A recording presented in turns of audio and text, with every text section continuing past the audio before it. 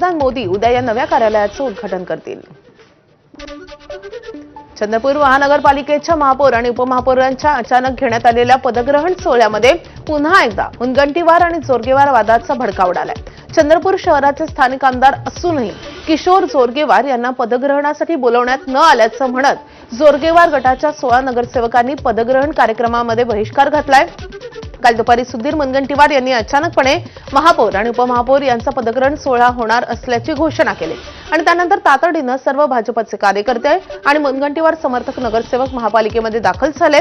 अचानक होणाऱ्या पदग्रहण सोहळ्याची कुणकुण लागताच जोरगेवार समर्थक नगरसेवक देखील महानगरपालिकेमध्ये दाखल झाले आणि त्यानंतर जोरगेवार समर्थक नगरसेवकांनी जोरगेवारांना का बोलावलं नाही असा सवाल करत पदग्रहण कार्यक्रमावर बहिष्कार घातलाय आणि यामुळे मुनगंटीवार जोरगेवार वादाचा पुन्हा एक नवीन अध्याय पाहायला मिळालाय।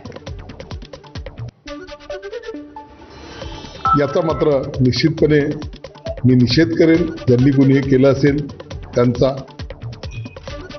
आणि इथे परंपरा आता इथे चंद्रपूरमध्ये होऊ घातलेली आहे की जोरगेवारांना कोणत्याही कार्यक्रमाचं निमंत्रण द्यायचं नाही। तर त्या रामकथेच्या आयोजकांना मला कार्यक्रमाचं निमंत्रणही देऊ दिलं नाही। त्यांच्याशी संबंधित असलेल्या लोकांच्याकडे शुभ कार्य असतं त्याचंही निमंत्रण नाही।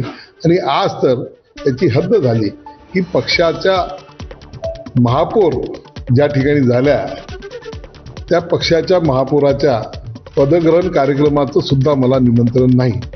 ठीक आहे, जाऊ द्या, काही अडचण नाही। भारतीय जनता पार्टीवर टीका करणारे लोक आहे, पार्टी याची नोंद घेईल। त्यांना निमंत्रण दिलं होतं, त्यांना काय करायचं ते करू दे, काही अडचण नाही। दरम्यान जोरगेवार समर्थक नगरसेवक सुभाष कासनगोटवार यांनी या संदर्भात काय प्रतिक्रिया दिली आहे ते पाहूयात। चंद्रपूर भारतीय जनता पक्षाचे नेते, स्थानिक आमदार, या निवडणुकीचे प्रमुख आदरणीय किशोरभाऊ जोरगेवार यांना निमंत्रण न दिल्यामुळे आम्ही वॉकआउट केलं।